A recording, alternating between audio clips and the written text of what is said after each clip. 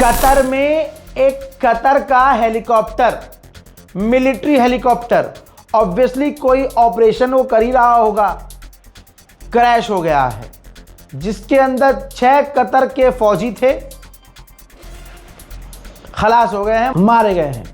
उनमें से एक लापता भी है, उसे ढूंढा जा रहा है, अभी तक पता नहीं चला है। लेकिन यह बात क्लियर है कि ये ईरान के खिलाफ ऑपरेशन कर रहा था और कुछ न कुछ ये तिगड़मबाजी कर रहा था।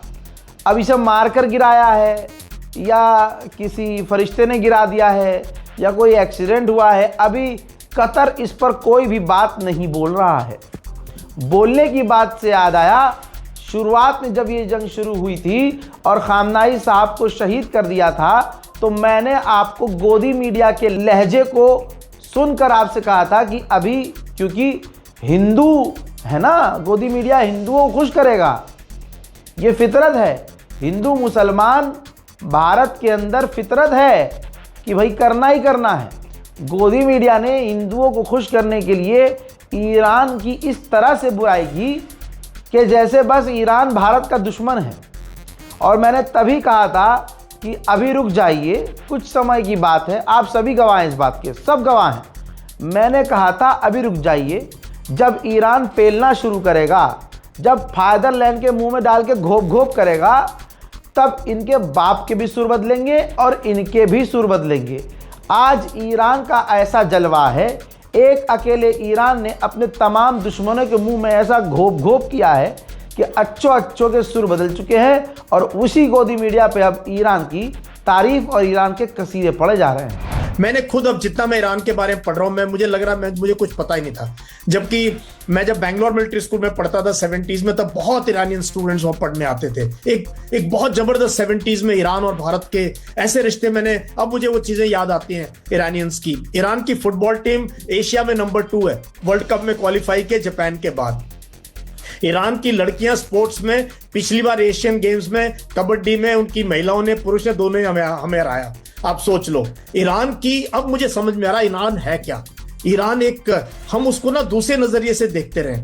मुझे अभी हैरानी की मैं बता दूं आपके दर्शकों को कि ईरान की लिटरेसी रेट शायद दुनिया की सबसे अच्छी लिटरेसी रेट है। उसकी मजलिस के अंदर, आइए ईरान के अंदर का भी दिखा देता हूं। पिछले 23 दिन से ईरान के अंदर इंटरनेट पूरी तरह से बंद है। अब पूरा गल्फ कॉरपोरेशन काउंसिल GCC मिलकर दुनिया के सामने झूठ बोल रहा है। दुनिया देख रही है कि अरब देशों के बेस का इस्तेमाल अमेरिका ने ईरान पर हमला करने के लिए किया है और फिर ईरान ने अरबों को बजाया है। अब GCC ने आज कहा है, पूरे 20-25 दिन होने के बाद, कि भैया GCC ईरान का विरोध करता है। जो ईरान ने ये इल्ज़ाम लगाया कि अरब की ज़मीन का इस्तेमाल हुआ है ईरान पर हमला करने के लिए, ये सरासर गलत है। जबकि GCC का दोगलापन ये देखिए कि GCC ईरान पर हमला करने को मना नहीं कर रहा है कि ईरान पर हमला बंद करो, या GCC ये नहीं कह रहा है कि सबसे पहले अमेरिका ने हमला क्यों किया, जब बातचीत चल रही थी तो ईरान पर अटैक क्यों किया भाई। जब टेबल पर बात हो रही थी तो GCC यहाँ पर खामोश है, लेकिन ईरान से मांग कर रहा है कि ईरान हमले गल्फ के देशों पर बंद कर दे। हालांकि ईरान पर इससे कोई फ़र्क नहीं पड़ रहा है, ईरान को पेलना है तो पेल रहा है। मेरे दोस्तों, याद होगा, मैं लगातार आपको याद भी दिलाता हूं और ऑन द स्पॉट बता भी देता हूं कि आगे क्या होने वाला है। याद है, अमेरिका ने सबसे पहले, ट्रंप ने 10 दिन पहले जीत का ऐलान कर दिया था। और आपको कसम खुदा की याद, जिसके भी मानने वाले हों, बताइए ट्रंप ने क्या कहा था। यही कहा था ना कि हमने ईरान की मिसाइलों की पावर ख़त्म कर दी है, हमने ईरान के ड्रोन लॉन्चर ख़त्म कर दिए, मिसाइल लॉन्चर ख़त्म कर दिए, ईरान अब पहले जैसे हमला नहीं कर सकता। और 2 दिन पहले नेतन्याहू ने सामने आकर पूरा आधे घंटे का ब्रीफ दिया था, मीडिया को संबोधित करते हुए कहा था कि हम जीत गए हैं, हमने ईरान को बेकार कर दिया है, डिसमेंटल कर दिया है, अब वो हमला नहीं कर सकता। बीती रात अराद और डिमोना, इजराइल के 2 सबसे सिक्योर शहर, वहां पर ईरान ने अपनी मिसाइल दागी। इजराइल के टॉप के एयर डिफेंस सिस्टम फेल हो गए, मिसाइलों को नहीं रोक पाया। दोनों जगह आराद और डिमोना में मिलाकर 180 इजरायली इस तरह से घायल हुए हैं कि मैं उनकी तस्वीर नहीं दिखा सकता, लेकिन इतना बता सकता कि सबके चेहरों पर ईरान की मिसाइलों के छर्रे हैं। ठीक, और आपको बता दूं, ऐसी तबाही मची है कि जो इजराइल हर चीज़ छुपा रहा था अपने नुकसान की, अब वो खुल कर सामने आया है। अराद और डिमोना की हालत क्या हुई है, कुछ मंजर और है मेरे पास, देखिए, दिल पर मरहम का काम करेगा। פה זה המכתש, פה נפל הטיל, כאן, שימו לב את הנזק שזה עשה לבניינים.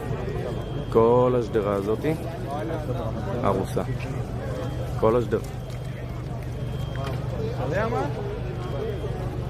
שימו לב טוב, פשוט ניסן ניסים מה שהולך.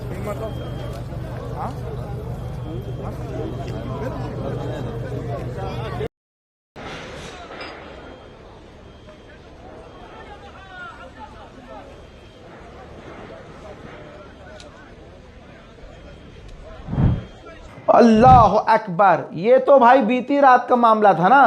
सुबह होने के बाद गुड मॉर्निंग बोला है, बासी ईद के दिन ईद मुबारक हिजबुल्लाह की मिसाइलों ने बोला है। ये देखिए, तेल अवीव में इजराइल के जाकर मिसाइलें गिरी हैं।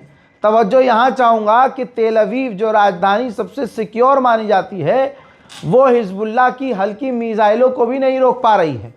यानी तेल अवीव में अमेरिका और इजराइल के जो एयर डिफेंस सिस्टम लगे हुए हैं, वो खुद भी इन मिसाइलों को, जो हिजबुल्लाह हल्की मिसाइल इस्तेमाल करता है, नहीं रोक पाए हैं। תקשיב טוב, הרגשתי, זה 30 מטר ממני, תסתכל מה זה עשה לבית. אתה לא יכול לראות כי זה פגע לו בצד. יו. שמו ישראל.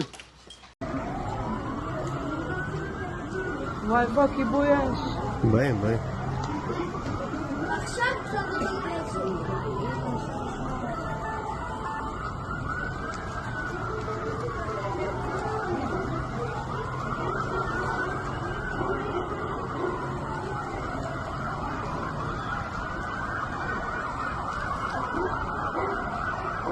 וואי, זה בלגן. וואי בוא, כיבוי אש. באים.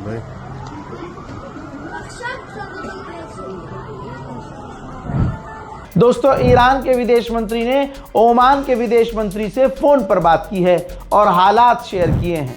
बहरीन ने कहा है कि 246 ड्रोन और 145 मिसाइलों को ईरान की अब तक हम इस पूरी जंग में रोक चुके हैं। ईरान की ये बात याद रखिएगा, शहादत जब खामनाई की हुई तो IRGC ने कहा था कि लाल जो लाइन हमने बनाई थी, रेड लाइन, वो अब अमेरिका ने क्रॉस कर दी है। अब जो हम करेंगे इसका दुनिया पर असर होगा। दुनिया ने मजाक में लिया कि अरे ये तो बकलोली कर रहा है, लेकिन उसके बाद अब तमाम मंजर आपके सामने हैं। रिपोर्ट ये कह रही है, जो खबरों में अब आ चुका है, जब मैंने बोल दिया तो अब आपको 2 घंटे के बाद हर जगह दिख जाएगी। खबरों में यह आ गया है कि स्ट्रेट ऑफ हॉर्मुज को ईरान ने जो बंद किया है, उसका असर वेस्टर्न देशों पे इतना पड़ा है कि वहाँ एनर्जी से लेकर हर चीज़ महंगी हो चुकी है और महंगाई अचानक से आ गई है। इस पूरी जंग में पाकिस्तान का कैरेक्टर जो नज़र आया है, वो लूज कैरेक्टर नज़र आया है। पाकिस्तान का सुअर आसिम मुनीर, जी हाँ, जो वो कुत्ते का बच्चा पाकिस्तानियों को कुतिया बनाकर खुद राष्ट्रपति और प्रधानमंत्री से ज़्यादा ताकत हासिल करके बैठा है। हजरात, उस आसिम मुनीर ने जब शिया जो दूसरी कम्युनिटी है, जो वहाँ माइनर है, वो गई मिलने के लिए, और उन्होंने आसिम मुनीर से मिलने के बाद जो दुख व्यक्त किया, जो पाकिस्तान में शिया समुदाय ने खामनाई के लिए आवाज़ उठाई, ईरान के लिए आवाज़ उठाई, तो पता है आसिम मुनीर ने बदतमीज़ी की शिया समुदाय के साथ और कहा कि इतनी तकलीफ़ है तो ईरान चले जाओ। तो अब मुझे ये बताएं, जितने भी सुअर के पिल्ले हैं, कि तुम जो मोदी की बुराई करते हो कि मोदी गवर्नमेंट ने ये कह दिया, मोदी गवर्नमेंट ईरान के ख़िलाफ़ हो गई। मोदी गवर्नमेंट ने एक भी लाइन अभी तक ईरान के ख़िलाफ़ नहीं बोली। मोदी सरकार ने, मोदी के किसी नेता ने ईरान को उल्टा सीधा नहीं बोला, न इस तरह के जुमले बोले भारत के मुसलमानों को कि भाई तुम गवर्नमेंट नहीं बोले। ऑफिशियल ने नहीं बोले, अंधभक्तों को तो मैं गिन ही नहीं रहा, उनको छोड़ दो, हमारी गवर्नमेंट ने नहीं बोला। अब तुम अपनी गवर्नमेंट देख लो पाकिस्तानियों, तुम्हारा आर्मी चीफ, तुम्हारा आसिम मुनीर कहता है शिया समुदाय के लोगों से कि तुम्हें अगर ज़्यादा तकलीफ हो रही है तो ईरान भाग जाओ, ईरान निकल जाओ, ये टोना मत करो। जी हाँ, ये आसिम मुनीर के जुमले हैं। ये सुअर की पिल्ली की जो फ़ौज है ये हिजड़ी फ़ौज हो चुकी है और पाकिस्तान की फ़ौज को चूड़ी और कंगन भेजने चाहिए। अब सुनो, मामला इतना गंभीर हो गया क्योंकि भाई अमेरिका को खुश करना है, सऊदी को खुश करना है, पाकिस्तान की फ़ौज को। पाकिस्तानी अवाम बनती बहुत वो है कि जज्बाती, लेकिन उनको दिख नहीं रहा है कि भाई तुम्हारे साथ तुम्हारी फ़ौज फ्रॉड कर रही है, तुम्हारा मुल्क जिसके हाथ में है ना तुम्हें चूतिया बना रहा है भाई, तुम्हें बेवकूफ़ बना रहा है, धोखा हो रहा है तुम्हारे साथ। अब खामनाई के अपमान पर ईरान के समर्थन में शिया समुदाय का जो अपमान हुआ है, और यही शिया को हमें भाई जो लड़ रही है, वो सुना है ना आपने, बचपन से अब तक हमने शिया को काफिर सुना कि काफिर है, आज वही काफिर दीन की लड़ाई लड़ रहा है। समझ रहे हो, शिया सुन्नी अमेरिका और इजराइल भारत और पाकिस्तान में अंधा पैसा खर्च करके करवा रहे हैं। और आपकी लिस्ट में कोई एकदम से चेहरा आ जाएगा दिमाग में और आपके होगा जो इस वक्त शिया सुन्नी कर रहा होगा, तो वो किसका एजेंट है मुझे यहाँ एक्सप्लेन करने की ज़रूरत नहीं है। अब पाकिस्तान के शिया समुदाय के अंदर गुस्सा है। शिया आलिम दीन ने कहा है कि पाकिस्तान की फ़ौज में 3 लाख शिया फ़ौजी हैं, उन सबका तुमने ये कहकर अपमान किया है कि तुम ईरान चले जाओ, या तो आसिम मुनीर माफ़ी मांगे वरना अब लड़ाई के लिए तैयार हो जाए। सुनिए। आज हमें अब थोड़ी सी कुर्सी पर मिलने से मत करो, ऐसा मत कर लो, इसलिए आपने चले जाना है, आपने चले जाना है, आपने रिटायर होना है, जो भी ओहदे पर है, हुकूमत ही खत्म हो जाएगी, आपने खत्म होना है। इन मोमिनीन के गोद में इसी ओहदे पर आने वालों की भी परवरिश हो रही है, मां की गोद में उन्हीं कुर्सियों पर बैठने वालों की तरबियत कर रहे हैं। आप हमारे महाजों पर बैठे हुए जवानों को आपने बहुत सदमा पहुंचाया। तशय्युओं के अगर पाकिस्तान के 8 लाख सिक्योरिटी अहलकारों में से 3.5 लाख अगर आले मोहम्मद के मानने वाले हैं तो उनके दिलों को आपने सदमा पहुंचाया, उन सबसे माफी मांगनी चाहिए। मेरे दोस्तों, भारत एलपीजी का एक टैंकर ईरान अपनी ताकत का इस्तेमाल करके भारत के दरवाजे पर रेस्क्यू करके छोड़ के गया, लेकिन भारत का गद्दार तथाकथित टन टारा मानेगा नहीं।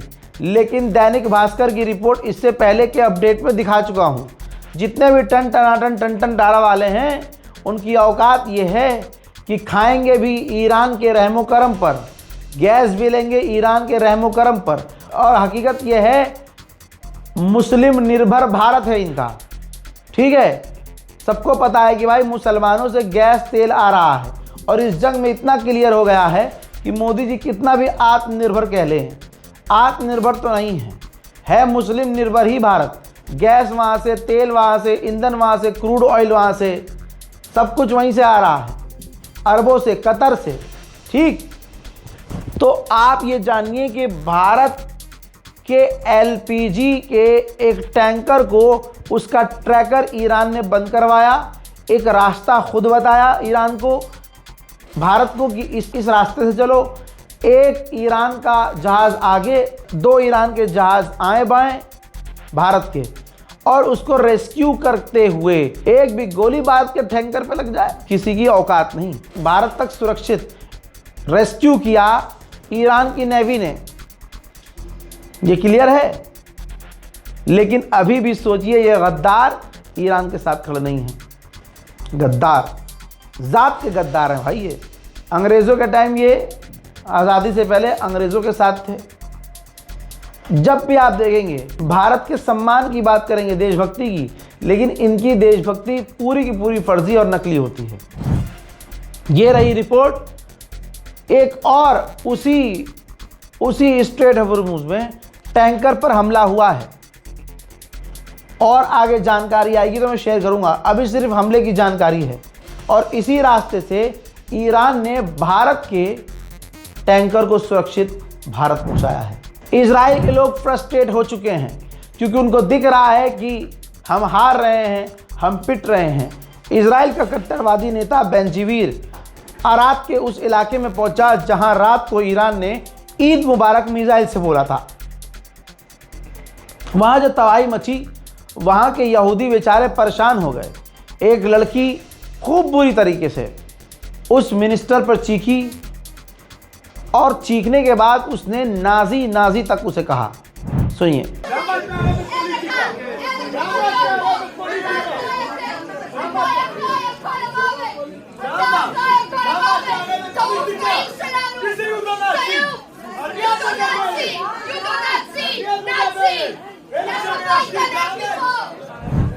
इस रिपोर्ट को शेयर कीजिएगा। फिलहाल के अपडेट में इतना ही। जय हिंद।